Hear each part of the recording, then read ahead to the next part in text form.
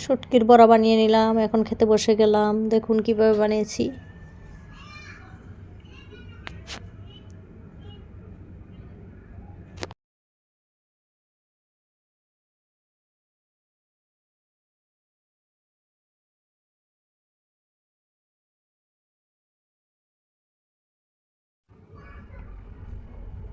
আর এখানে তালের তিতা পানিটাকে কিভাবে ফেলে দিচ্ছি সেটাও আমি দেখাচ্ছি, আমরা কিভাবে তালের তিতা পানি বের করি। দেখুন কত সুন্দর তাল দিয়ে তেলের পিঠা বানিয়ে নিলাম। হঠাৎ করে কিন্তু এই তেলের পিঠাটা বানাচ্ছি। তো সবাই পুরো ভিডিওটা দেখবেন, আর কি কি করলাম সারাদিন সেটাও আমি আপনাদেরকে দেখাবো। আর একটি নতুন জায়গায় গিয়েছিলাম, সেখানেও ডিসকাউন্ট চলছে, সেটাই আমি আপনাদেরকে দেখাবো। প্লিজ সবাই পুরো ভিডিওর সঙ্গে থাকবেন। লাইক, কমেন্ট এবং শেয়ার করতে অবশ্যই ভুলবেন না। যারা সাবস্ক্রাইব করেন না তারা অবশ্যই সাবস্ক্রাইব করে দিবেন।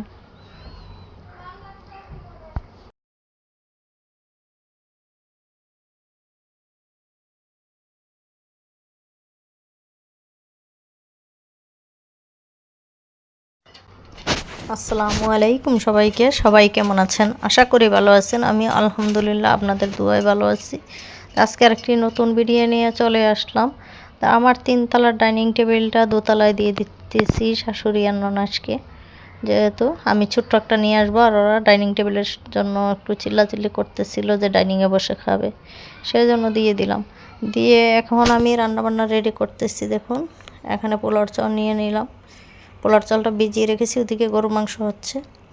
আর এখানে একটু পাটাকে একটু যত্ন করে নিচ্ছি, পায়ের নখগুলো কালো কালো হয়ে যাচ্ছিল, আর ব্যথা পর্যাপ্ত ব্যথা, সেজন্য একটু কুমকুম গরম পানি দিয়ে পাটা পরিষ্কারও করে নিচ্ছি। একটু পেডিকিউর ম্যানিকিউরও করে নিব, পায়ের ব্যথাটাও যাবে। আপনারা এরকম হালকা গরম পানি দিয়ে, লেবু দিয়ে, শ্যাম্পু দিয়ে, আরও আছে টুকিটাকি অনেক জিনিস, সেগুলো দিয়ে কিন্তু আপনারা এরকম পা ভিজিয়ে রাখতে পারেন।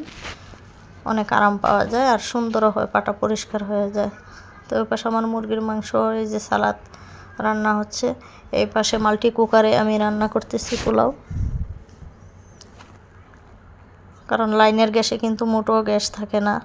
একদিন ছিল, তার মধ্যে আবার গ্যাস চলে গেছে। এখন আমি পোলাওটা মাল্টি কুকারে রান্না করে নিচ্ছি।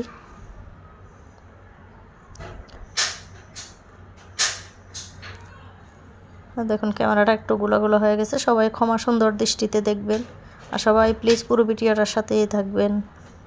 তো এই পাশে আমার মাল্টি কুকারে পোলাও হচ্ছে। এই পাশে আমি একটু জিরা, শুকনা জিরা ভাজা গুঁড়া করে নিব, কারণ ভাজা জিরার গুঁড়োটা কিন্তু যে কোনো গরুর মাংসতে দিলে, কিন্তু মুরগির মাংস যে কোনো কিছুতে দিলে কিন্তু ফ্লেভারটা খুব সুন্দর আসে, গ্রানটা। তো ওই পাশে সুন্দর করে সব শাশুড়ি ননাসকে খাবার দিয়ে আসলাম, নিজেরাও একটু খেয়ে নিচ্ছি। নিয়ে এখন আমরা একটু আরএফএলের দোকানে চলে গেলাম, যেহেতু আমার টেবিলটা দিয়ে দিচ্ছি 2 তলায়, এখন আমি 3 তলায় আমার জন্য আরএফএলের টেবিলে নিয়ে আসবো। যেহেতু আমার ছোটো ছেলেটা আর একটু বড়ো হলে তখন আমি কাঠের ফার্নিচারগুলো নেব, কারণ এখন নিচ্ছি না ইচ্ছাকৃত, অনেক জিনিস ভেঙে ফেলে। 12 বছর হয়ে গেছে, তারপরও দুষ্টুমি করে অনেক জিনিস ভেঙে ফেলে, সেজন্য আমি আরএফএল থেকে আপাতত নিয়ে আসতেছি। ইনশাল্লাহ পুরো এক সেট নিয়ে নিব পরে। আর এখানে ওয়ার্ড্রপগুলো দেখিয়ে দিচ্ছি। এগুলো প্রাইস কম, 8,000, 10,000, 12,000 এরকম করে ওয়ার্ড্রপগুলো ছিল। যারা আনার দরকার তারা কিন্তু আনতে পারেন এখান থেকে। ওয়ার্ড্রপগুলো কমের মধ্যে, বাজেট একদম কম, এর চেয়ে কমে কিন্তু কাঠের ফার্নিচার আপনারা পাবেন না। সব কিছুতেই কিন্তু ডিসকাউন্টও চলছে, টেবিল, চেয়ার, তারপরে অনেক কিছুতে ডিসকাউন্ট চলছে। Buy one get one free আসছে সব কিছু স্বপ্নের মতো। ওখানে আরএফএলও কিন্তু অনেক অফার আছে, আপনারা নিয়ে আসতে পারেন। অনেক সুন্দর সুন্দর ফার্নিচারই কিন্তু আছে। আমরা যেহেতু গেছি চেয়ার টেবিল আনার জন্য, তো সেখানে আমার গড়ে যে চেয়ারগুলো ছিল সেই চেয়ারগুলো খুঁজতেছিলাম, কিন্তু ওই চেয়ারগুলো পাচ্ছিলাম না। অন্য ডিজাইনের চেয়ার, আগের চেয়ারগুলো আমার প্রাইস ছিল 1,000 করে, এখন ওই চেয়ারগুলো এখানে নেই। তো ছোটোখাটোর মধ্যে একটা টেবিল নিব, যেহেতু আমার ফ্ল্যাট মোটামুটি বেশি বড় না, সেই অনুযায়ী আমি ফার্নিচার দিয়ে সাজালে মনে হয় যে ভালো লাগবে, সাজানো ওই অনুযায়ী আমি নিতেছি দেখে। তো একটা জিনিস কিনতে গেলে কিন্তু অনেক কিছুই কেনা হয়ে যায়। চেয়ার টেবিল কেনাকাটা, দেখুন চেয়ার টেবিল কিনতে গিয়ে কিন্তু আরও টুকিটাকি অনেক কিছু কিনে ফেলছি। আর যে সেভেন আপ কোকগুলো ছিল, কি জানি নাম সেটা আমার খেয়াল ছিল না। সেগুলো 20 টাকা দিয়ে একটার সঙ্গে একটা ফ্রি দিচ্ছে, তো ওগুলো একটু বাচ্চাদের জন্য কিছু নিয়ে নিলাম।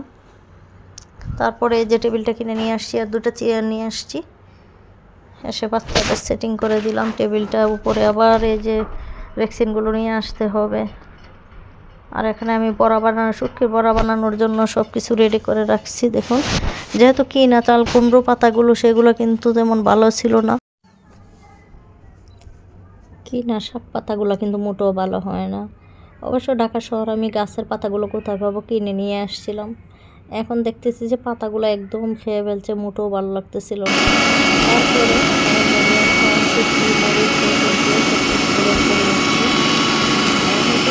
পাতাগুলো কী করবো, 2-3 পাতা ভালো করেছে, বাকিগুলো একদম সুন্দর করে ফেলছে।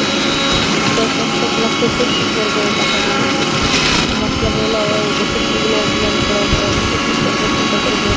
করছিলাম না। তো এখান থেকে কয়েকটা পাতা দিয়ে যে কটা ভালো পেয়েছি সে করে দিয়ে বানিয়ে নিব, আর বাকিগুলো ফেলে দিব। তাছাড়া তো আর কিছুই করার নেই। দেখুন পাতাগুলোর অবস্থা।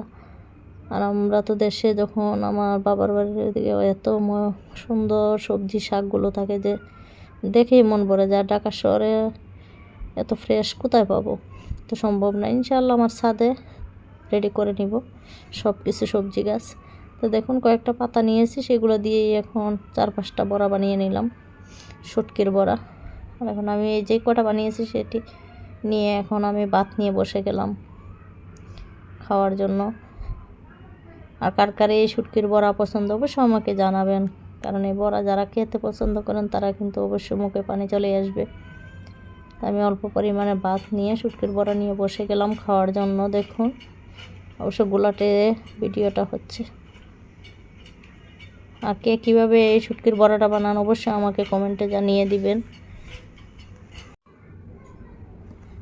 আমি তো টেবিলটা কিনে নিয়ে আসছি, এখন টেবিলের কভার এখনও নিয়ে আসিনি, সেজন্য একটা ওড়না বিছিয়ে দিয়ে সে ভাতটাকে সাজিয়ে নিচ্ছি। দেখুন 5টি বড়া বানিয়েছি, বাকিগুলো সব ভর্তা যেটা বেজে রেখেছিলাম সেগুলো রেখে দিয়েছি। আর এখন ছাদে চলে আসছি। দেখুন ছাদের অবস্থা, যত্ন নেওয়া হচ্ছে না, এত পরিমাণ রোদ, তার মধ্যেও মাশাআল্লাহ একটু একটু ফুল হচ্ছে। আমার অনেকগুলো টব কেনা লাগবে, কারণ আমার ফুল গাছগুলো নষ্ট হয়ে যাইতেছে, দুর্বল দুর্বল ফুলগুলো হচ্ছে, ফুলগুলো পুষ্টি পাচ্ছে না। আর এই পাশে পুঁইশাক গাছ হচ্ছে, দেখতেই পাচ্ছেন, এটাকে কেটে নিয়ে আসতে হবে, এটাও বড় হইতেছে না ইদানিং।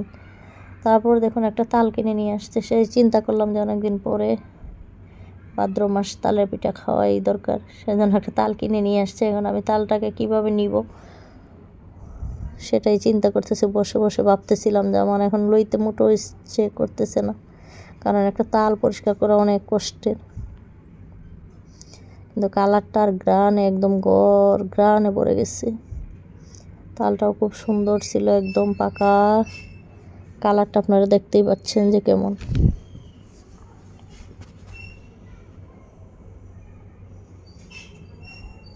অনেকক্ষণ বসেছিলাম, আবার চিন্তা করতেছিলাম কাজের আপাকে দিয়ে কালকে সকালে পরিষ্কার কাটাই নিব, একদম তালটা লয়ে দিব। কিন্তু তাল তো আর সবার হাত দিয়ে নেওয়া যায় না, সেটাও ভাবতেছিলাম যে আমার নিজেরটা নিজে আমি হাতটা ধুয়ে আমি নিজেই তালটাকে রস বের করে নিই। সেজন্য নিজেই একদম হাত ধুয়ে বসে গেলাম যে তালটা আমি নিজের হাতে নিই, তাহলে আমার শক লাগবে না। যতই মানুষ দিয়ে করেন, আপনি যেভাবে পরিষ্কার পরিচ্ছন্ন করে নিজের কাজটা নিজে করবেন, অন্য কিন্তু এভাবে করবেন না। তো আমার কিন্তু আলহামদুলিল্লাহ তালটা লওয়া হয়ে গেছে। এখন উপরে ফেনাগুলো ফেলে দিব, ফেলে দিয়ে আমরা কিভাবে তালের তিতা পানিটা ফেলে তালগুলোকে প্রসেসিং করি সেটাই আজকে দেখাবো। দেখুন এখন আমি তালটাকে উন্নার মধ্যে বেঁধে দিচ্ছি, এখন আমি একটু ঝুলিয়ে দিব, পুরো তালটা ভিতরে জমা থাকবে আর তিতা পানিটা জোরে পড়ে যাবে। তো দেখুন তিতা পানিটা জোরে পড়ে গেছে, আমি খুলে নিচ্ছি। আর এই যে তালটুকু ভিতরে রয়ে গেছে উন্নার মধ্যে, সেটা আমি পাতিলা ডেলে রেখে দিচ্ছি, অর্ধেক ফ্রিজে রেখে দিচ্ছি, অর্ধেক দিয়ে যে আমি এখন পিঠা বানিয়ে নিব। আমি কিন্তু এখানে ময়দা চিনি আর এই যে তালটা দিয়ে কিন্তু এখন পিঠা বানিয়ে নিচ্ছি, একদম সহজ। আপনারাও এটা কিন্তু তেলের পিঠা বানিয়ে নিতে পারেন, যে কোনো আটা ময়দা যে কোনো কিছু দিয়ে। আপনার চালের গুঁড়ি না থাকলেও কিন্তু কিচ্ছু হবে না। তারপর আপনার পিঠাগুলো এত সুন্দর ফুলে আর এত নরম হয়, মানে খেলে শুধু খেতে ইচ্ছে করবে। আলহামদুলিল্লাহ, শুকরিয়া, মাশাআল্লাহ, খুব সুন্দর হয়েছিল পিঠাগুলো।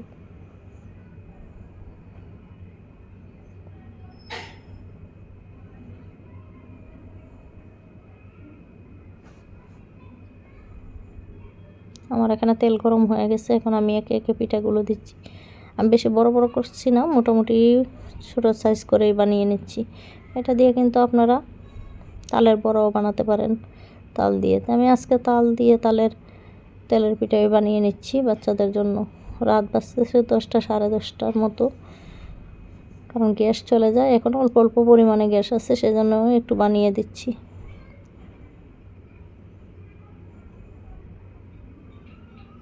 দেখুন একে একে সবগুলো পিঠাই বানিয়ে নিব।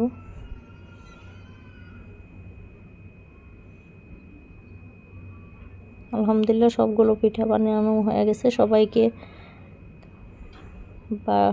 সবাইকে দিয়ে আসলাম, ভাগ করে দিয়ে এসে বাচ্চাদেরও দিলাম খেতে। আর আমি ওখানে প্লেটে সুন্দর করে রেখে দিচ্ছি। এগুলো আবার ঠান্ডা হলে কিন্তু পরের দিন খেতে খুবই ভালো লাগে। আর এত পরিমাণ নরম হয়েছে, আপনারা দেখেই বুঝতে পারছেন, একদম নরম, মানে হাতই লাগানো যাচ্ছে না। খুবই মজার হয়েছিল আলহামদুলিল্লাহ। তা আপনারা ওইভাবে তাল দিয়ে তালের পিঠা, তালের বড়া, যে কোনো কিছু কিন্তু অতি সহজে বানিয়ে নিতে পারেন। আপনার চালের গুঁড়ো না থাকলেও আপনারা কিন্তু এভাবে চিনি, তাল আর আটা ময়দা যেটাই থাকে আর অল্প পরিমাণ লবণ দিয়ে মেখে 10 মিনিট রেখেই আপনারা ভেজে নিতে পারেন। বাচ্চাদেরকে দিতে পারেন নাস্তা হিসেবে। আর কেমন হচ্ছে আপনাদের কাছে তালের পিঠাটা অবশ্যই আমাকে জানাবেন। সবাই ভালো থাকুন, সুস্থ থাকুন। আল্লাহ হাফেজ, আসসালামু আলাইকুম।